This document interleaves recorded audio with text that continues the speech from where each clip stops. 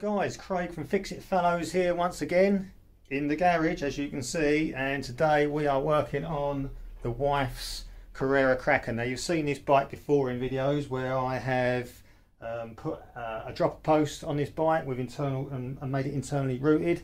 I had a lot of views on that video.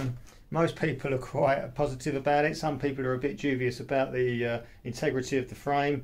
For those people who are worried, don't do it. For those people who want to take a risk, go for it. You know, just be sensible. Now this bike, we've actually had it since 2012, so it's had a fair bit of service, and it came with Clark's Skeletal Brakes. Now they've been very good. The only downside to them is they, unlike the rest of the bikes that we have in our sort of collection here, they run full dot brake fluid, not mineral oil.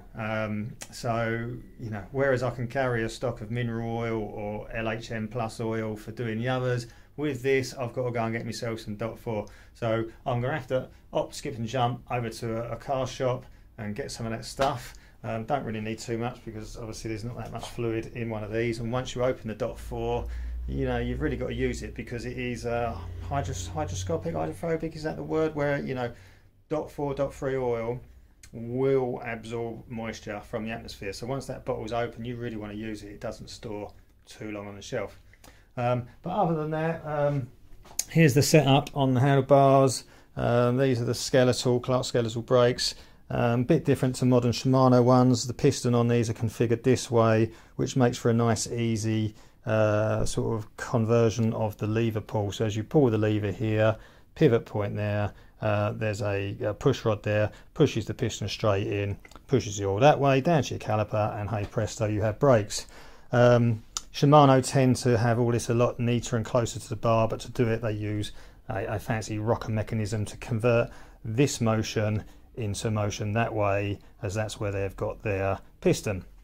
So on these, it's a bit like bleeding any other brake really. You want to ensure you level off the levers, which I have not done yet, but we will do before I start doing it. Level them off because when you take this cap off and the rubber bladder inside there, it exposes the oil chamber, and as you can see from that angle, the oil is likely to run out, so you need it level. So I'll level those off. There's no point showing you that on the video because I'm sure you know how to undo an Allen key bolt here and here and level them off. And I shall cut away, go and get the oil, and then do a bleed. The only other thing I would say is with these Clark's brakes, unlike the Shimano ones, the Shimano have developed their levers so that you can bleed with a little bus screw-in bucket attachment. You've seen me use them on previous videos. So either yellow or clear whitish plastic, and you screw that bucket into the bleed reservoir on the lever of Shimano's, and that allows you to put the oil in or overfill without the oil going everywhere. Not the case on these. It could get messy, but we'll see. We'll try and limit the mess, especially as it's dot brake fluid. You don't really want that stuff going too far and over too much stuff because, as you know, it's corrosive. So anyway, let's get on to it. Okay guys, I'm back from the shop. I now have this is dot 4 brake fluid. I actually just got this from B&Q, which is like a big box DIY store for anyone who's not watching from the UK. It's 1 litre, cost me £5, so what's that, $6, $6.25, something like that. Is it good quality? It's brake fluid, it's going on a mountain bike. Personally, I think a lot of the marketing hype around bike products is waffle and nonsense. I could be wrong, I could be naive, I could be stupid, but personally, look, for me, with the standards that I'm happy with, this stuff will do just fine. So, got the brake fluid, let's put that there. In terms of preparation, let me show you what else I've done. I have levelled off the brake levers. Particularly I'm looking to do the front brake. I've put some tissue around the brake to catch any of the worst of any oil that might spill. That's just a little bit of a preventative measure there. Still gives me a bit of movement on the brake lever, so when I'm bleeding I can just blip the brake like so. That's that. I put a little bit of cardboard on the floor or something just to catch any oil that might fall. a little bit of tissue on the rim directly beneath the bleed nipple. Again, a bit of preventative measure. I've got my spanner for undoing the bleed nipple all ready to go. I have the syringe and the rubber tube needed to suck out the oil, which I am actually going to suck it all out and replace it with new stuff, because as I say, this stuff's been in here since 2012. I've got a bottle ready for discarding the old oil. I have some tissue already at hand, already torn off in case I get into a mess. And other than that, it's just a case of now opening up this reservoir here so that I can then drain the oil from the caliper end as I'm pulling it through. If this lid was still in place, you would create a vacuum and nothing would happen. So because I'm doing a complete install, I've got to take the lid off, suck the oil out from down at the nipple there. That will obviously draw air in at this end, but I will then insert oil from that end and push the air up out of here and bleed it accordingly. So let's get on with it. Let's get that cap off. If I place the camera there, and let's see whether you get a good enough shot from there. Can you see well enough from there? That should be alright, shouldn't it? There we go. Zoom that in, get it in focus. There you go. Right, so taking my Torx headed bit, I am going to take out this screw from here. Out comes the first one. Out comes the second. Remember, these are Clark's skeletal brakes we're working on here. Okay, that goes like so. I then lift off the lid. There's the lid. Can you see that? There's the lid. Okay, it's left the bladder in place, so I just lift the rubber bladder out like so. Put that down on a bit of tissue, which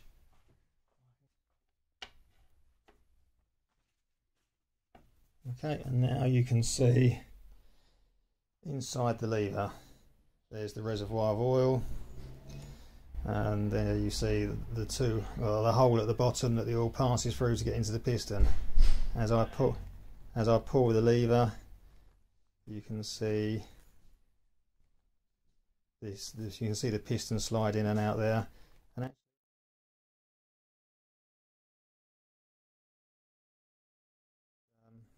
we're actually going to change this oil because it's been in here a long time.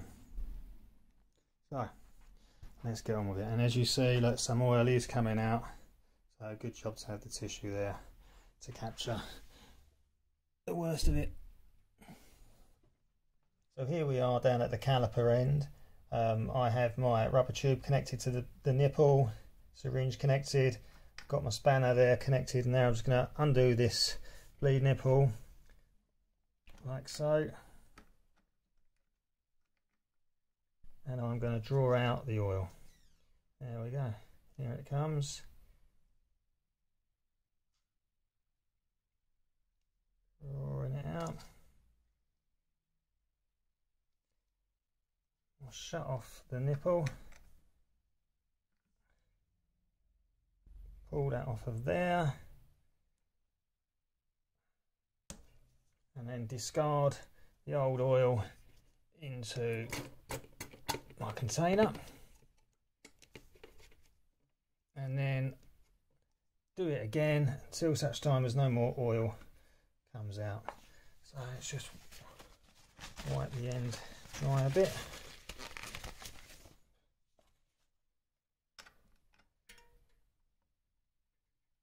Put that back on. Break it open again and see what I can draw out.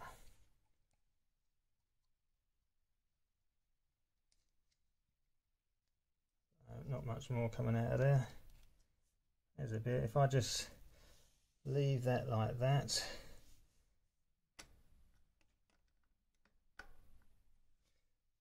I'll give the lever a bit of a blip. Okay, I think most of it is out. Okay, yeah, I think most of it's out now, so let's close that back up for the moment. Again, take the pipe off, give that a wipe, and discard the old stuff into our junk oil pot. There we go. So now it's a case of filling it back up. Okay, so now it's time to introduce the new oil. I've filled my syringe with oil, as you can see, trying not to get any air bubbles in it wherever possible, because it's just more air to introduce into the system. And we're going to open up this bleed nipple and start introducing the new oil, and then we just need to keep a careful eye on the reservoir up at the top of where the brake lever is, to make sure we don't overfill. So we're just squeezing the oil in. Okay, right, I'm getting complete resistance now. No more oil is going into the system. We don't seem to have any oil overflowing at the top, so it would seem that on these Clark Skeletals you can push the oil in here as far, and the oil will travel up through the caliper, up through the pipe in as far as the lever end. It looks like I may have to introduce some oil at the reservoir end and finish the bleed up there, so I'm going to lock that off there like that. Let's take the syringe off like so. It's quite a tight fit. Let's get that off. Come off.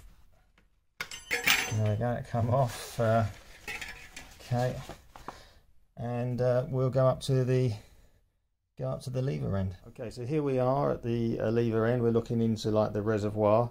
As you can see, the oil hasn't filled the chamber, so I'll be honest, I'm not entirely sure why the oil doesn't push all the way through from the caliper end, but in this instance it hasn't. Whether it doesn't do that all the time, I'm not quite sure.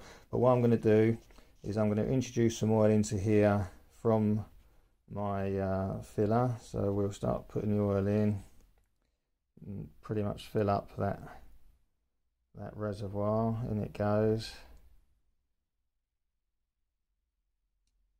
There we go. It doesn't need to be all the way to the top, because the bladder that goes back in there, this is the bladder. As you can see, it's kind of three-dimensional.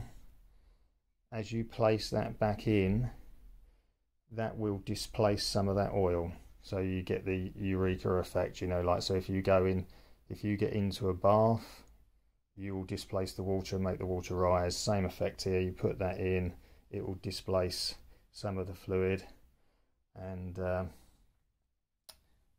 if you had that filled completely to the brim, obviously most of it's just going to spill over the side and just make a mess. So we have now got, as far as we're aware, we've got oil in the caliper, we've got oil in the lines, and we've now got oil in this reservoir. I'm now just going to blip the blip the brake lever a little bit. And the motion of, as you can see, you see the bigger hole? I'm referring to the hole that's effectively at the top of the screen there. Let's get the glint off of the oil, if I can there. As I pull the lever, you see the piston slide down. So that will be drawing oil from the reservoir into the smaller hole and forcing it down into the brake line, down to the caliper.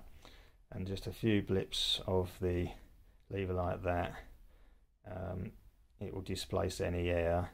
And what it's also doing, I think now that's not actually air anymore, that's actually displacing the oil that's in the lines out through the smaller hole. So if I was to pull this lever really hard, I would actually get a jet of oil fly out, a bit like a blowhole on a whale. So you don't want to be doing that. So I'm pretty confident that all those lines are full. There's a good deal of resistance on that brake lever. It's got a nice feel to it. It clearly isn't going all the way to the bar, as you can see. So that's it, it's released.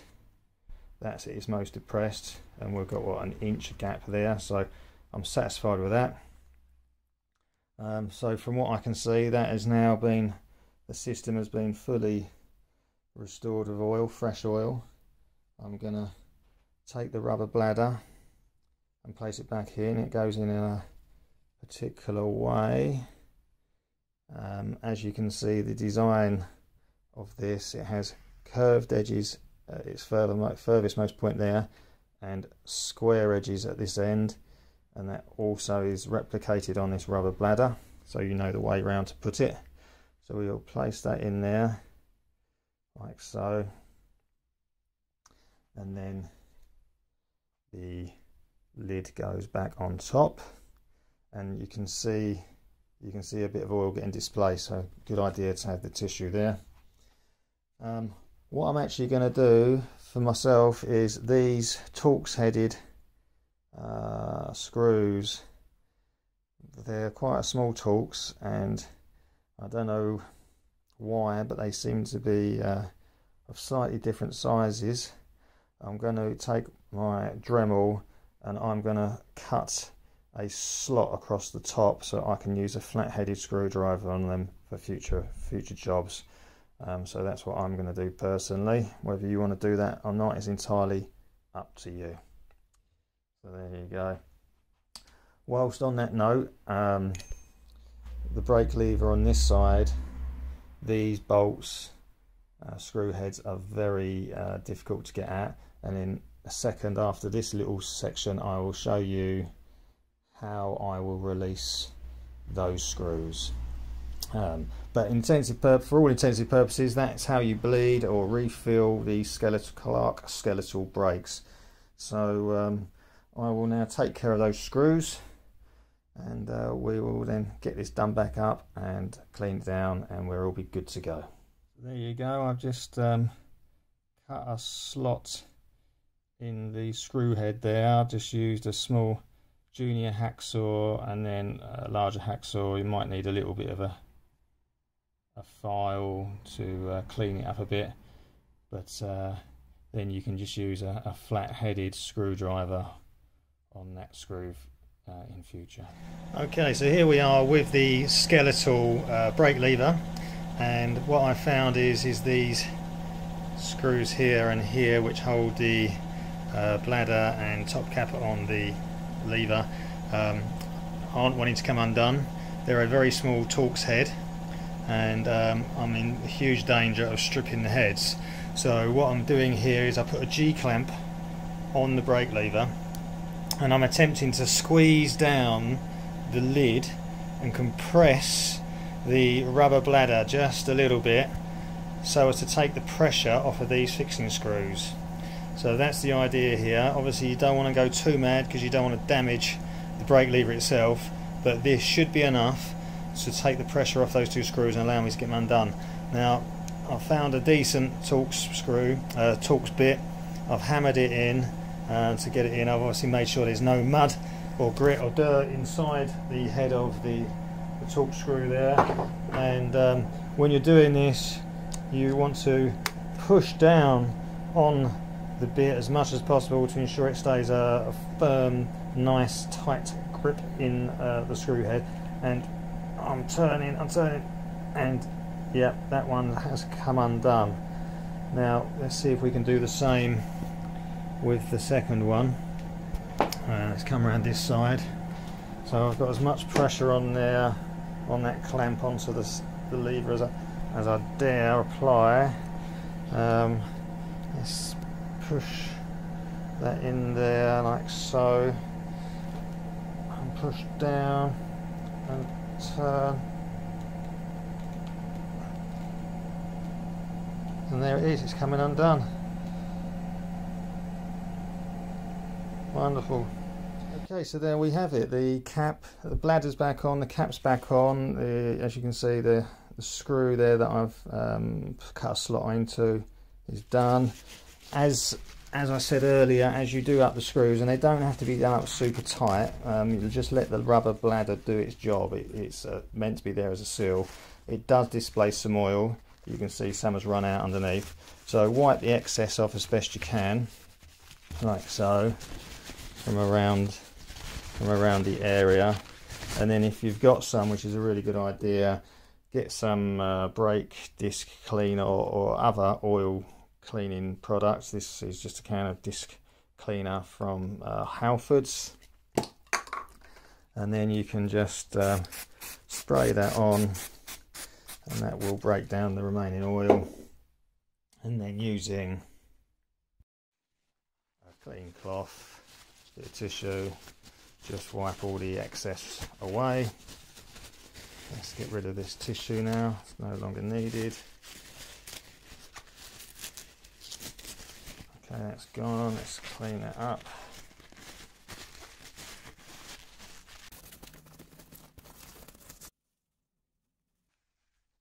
Okay, so there you have it. That's a Clark Skeletal Brake that's been bled. Not quite as easy as Shimano, because as I said before, Shimano you had the benefit of like the little screwing reservoir at the top, but you know, it's doable, it's not the end of the world, it's not super tough. I shall now get on and do the rear brake. No need to video that because it's exactly the same process as the front one, but for now this bike is back roadworthy, and whether it will give us another what is it, 9 years of service, that remains to be seen. But for now, guys, thank you for watching, and maybe if you got some ideas or some questions about some future videos, by all means send me a message and I will look into it and see what I can do.